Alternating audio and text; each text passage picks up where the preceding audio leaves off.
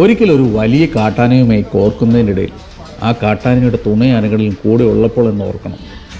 പളനിച്ചാമിക്കും കൂടെ ഉണ്ടായിരുന്ന ഫോറസ്റ്റ് ഗാർഡിനും കലീമിൻ്റെ വയറിനടിയിൽ ഒളിക്കുവാനേ നിർവാഹമുണ്ടായിരുന്നുള്ളൂ.